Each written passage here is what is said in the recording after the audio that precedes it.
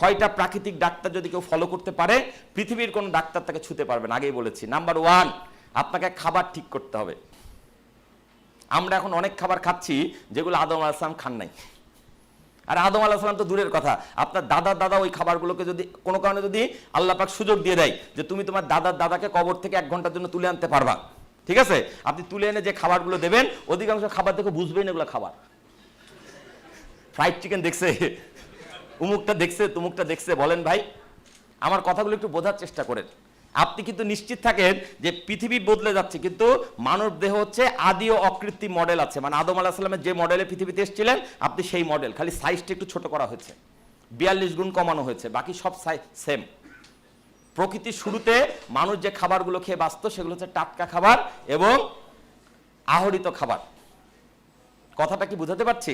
প্রথম কথা, খাবার ঠিক করতে হবে। 2 নম্বর হচ্ছে পানি খাওয়ার নিয়ম আমাদের 99% লোক জানি না।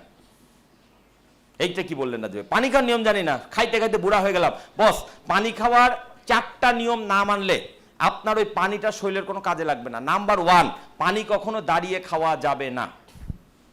যদি আমার কথা বিশ্বাস না হয় আপনি আপনার মুরব্বী নানি দাদিকে জিজ্ঞেস করে দেখেন, যদি কেউ দুনিয়াতে থাকে। আগেকার মানুষ এই জিনিসগুলো মানতো, এখন তো আমরা নায়ক শিল্প খাবার, এই খাবার হবে না ভাই। পানি কখনো দাঁড়িয়ে খাবেন না প্লিজ। পানি খাবেন সবসময় বসে। যদি দাঁড়িয়ে পানি খান আপনার কিডনি ক্ষতিগ্রস্ত হবে। আপনি জীবনে যতবার দাঁড়িয়ে পানি খেয়েছেন ততবার আপনার কিডনিকে সামান্য মানে 0.001% হলে ক্ষতিগ্রস্ত করেছেন।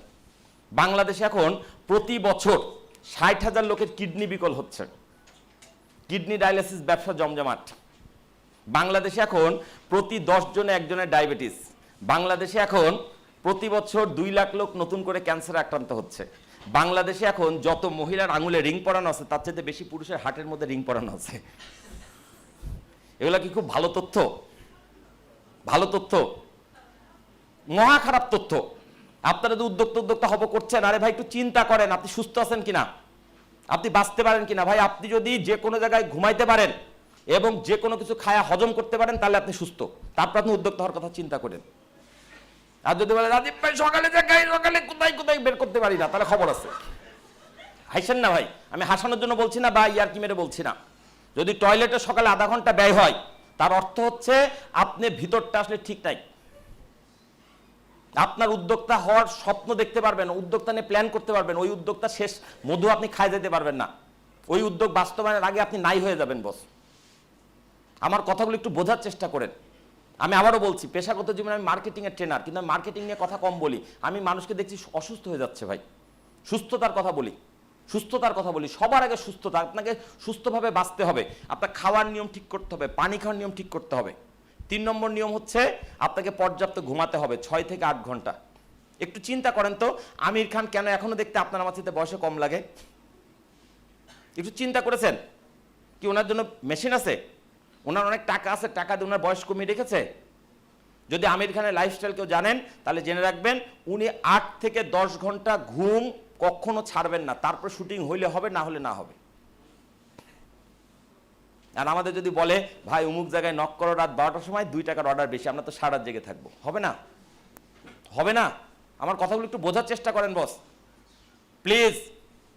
3টা প্রাকৃতিক নিয়ম বলেছি। খাবার ঠিক করতে হবে, পানি খাওয়ার নিয়ম ঠিক করতে হবে, 3 নম্বর হচ্ছে পর্যাপ্ত ঘুমাইতে হবে। এই 3টা সারা জীবন মানতে হবে। বাকি 3টার সাথে সকালবেলা যুক্ত। সকালবেলা যুক্ত কেন? সকালে ঘুম থেকে উঠে পর্যাপ্ত শ্বাস নিতে হবে। কেন? কারণ সকালের বাতাসে সারা দিনের চাইতে বেশি অক্সিজেন থাকে, এটা জানেন আপনি? আমরা এই রুমে বেঁচে আছি কেন জানেন? কারণ এখানে বাতাসের মধ্যে অক্সিজেন ছড়িয়ে আছে। এবং বলা হয়ে থাকে সাধারণত যে কোনো বাতাসের 20 ভাগ থাকে অক্সিজেন, আর সকালবেলা ভোরবেলার যে বাতাসটা থাকে সেই বাতাসে 30 ভাগ থাকে অক্সিজেন। ভোরের হাওয়া হাজার রোগের দাওয়া। কেন থাকে? কারণ সারা রাত যেহেতু সূর্য থাকে না, মানে ঠান্ডা পড়ে, অক্সিজেনের স্তর পৃথিবীর দিকে নেমে আসে। ব্যাপারটা বোঝার চেষ্টা করেন। ফলে সকালবেলার বাতাসে বেশি অক্সিজেন থাকে। আপনি সারাদিন শ্বাস নিলে যে লাভ, ভোরবেলা ঘুম থেকে উঠে যদি একটুখানি বারান্দায় গিয়ে দাঁড়িয়ে শ্বাস নিতে পারেন, আপনার ভেতরটা অন্যরকম এনার্জি পাবে। আমি আজকে আপনাদেরকে খুব দ্রুত 6টা নিয়ম শেখাবো, প্লিজ ফলো করবেন। আপনারা আগামীকাল থেকে আমার এই নিয়মগুলো ফলো করবেন, কয়েকটা দিন পর আপনি চেষ্টা বুঝতে পারবেন আপনার উন্নতিটা কোন জায়গায় হচ্ছে। ভাই আমি হেলথ নিয়ে কথা বলছি, বাট আমি যে কথাগুলো বলছি সেটা আপনার উদ্যোক্তা হওয়ার পথটাকে সুগম করবে, আর কিছু না। সকালবেলা ঘুম থেকে উঠে অবশ্যই অবশ্যই প্রথম কাজ কি বলেন তো ভাই? টয়লেট ছাড়া? Yes, thank you sir. সকালে ঘুম থেকে উঠে প্রথম কাজ খালি পেটে অন্তত 1 গ্লাস পানি পান করা। খালি পেট মিন্স খালি পাট এবং দাঁত মাজারও আগে। অনেকে বলবে রাজীব ভাই কি বলেন, মুখের মধ্যে তো কেমন গন্ধ হয়ে আছে, এইটা কেমনে খাবো? এইটাই খেতে হবে, এটা ওষুধ। সকালবেলা যদি কেউ বাসি মুখে মুখের মধ্যে টকটক যে ভাব থাকে, এটা যদি পেটের মধ্যে ঢুকায় নিতে পারে, সে তার 36 রকম রোগ হবে না। এটা আমার কথা না, ডক্টর ডেভিসেটির কথা। যদি বিশ্বাস না হয় ইন্টারনেটে সার্চ দিয়ে দেখে নিন। কথাটা কি বুঝাতে পারছি? আমরা তো অনেক সময় জানি না, আমরা কি করি, বাচ্চারা ঘুম থেকে বাবু আগে দাঁত মাজা পরে খাওয়া। আপনি কি জানেন মুখের মধ্যে যে টকটক ভাব, এটা হচ্ছে খার।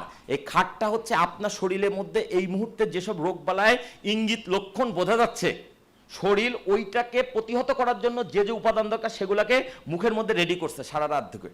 আপনার কাজ হচ্ছে 1 গ্লাস পানি দিয়ে ওটাকে ভিতরে গিলে ফেলা। আর আমরা প্রথমে উঠেই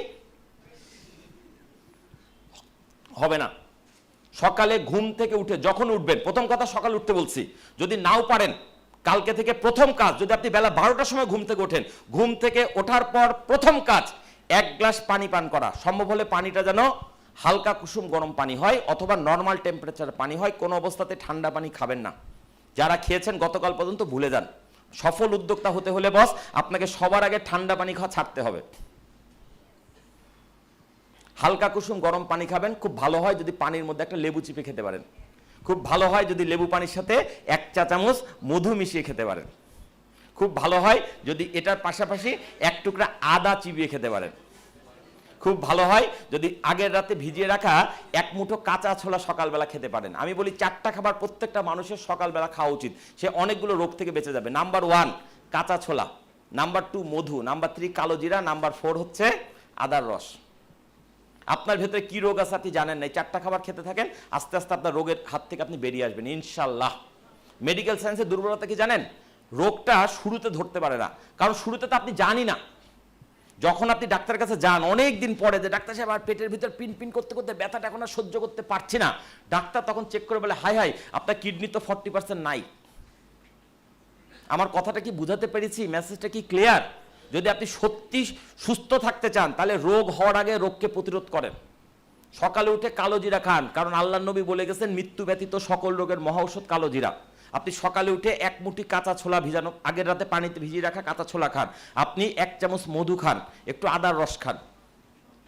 ক্লিয়ার? সকালবেলা ঘুম থেকে উঠে প্রথম কাজ 1 গ্লাস থেকে 4 গ্লাস পরিমাণ পানি পান করা, সর্বোচ্চ 4 গ্লাস। তবে প্রথম দিনই চেষ্টা করেন না, যারা জীবনে এই কাজটি করেন না, প্রথম দিন 4 গ্লাস পানি খেলে বমি হয়ে যাবে। প্রথমে 1 গ্লাস, তারপর 2 গ্লাস, তারপর 3 গ্লাস, সর্বোচ্চ 4 গ্লাস। ক্লিয়ার? তারপরে কি করবেন? টয়লেটে যাবেন, টয়লেট সারলেন, অজু করলেন, নামাজ পড়লেন বা প্রার্থনা শেষ করে নিলেন, নিয়ে এবার আপনি চেষ্টা করবেন বাসা থেকে বেরিয়ে যেতে ভোরবেলা। যদি বাসার সামনে পার্ক থাকে বা কোনো খোলা মাঠ থাকে সেখানে চলে যান। যদি বলেন রাজীব ভাই ওরকম কোনো মাঠ নাই, আপনার বাড়ির কি ছাদ আছে? ছাদে চলে যান। যদি বলেন রাজীব ভাই ছাদ নাই, অ্যাটলিস্ট বারান্দায় চলে যান, গিয়ে নাকটা বাইর করে দেন, শ্বাস নেন প্রাণ খুলে। আপনি খেয়াল করে দেখেন সারাদিনের যে কোনো বাতাসের চাইতে সকালবেলার বাতাসটা একটা অন্যরকম প্রশান্তিময়।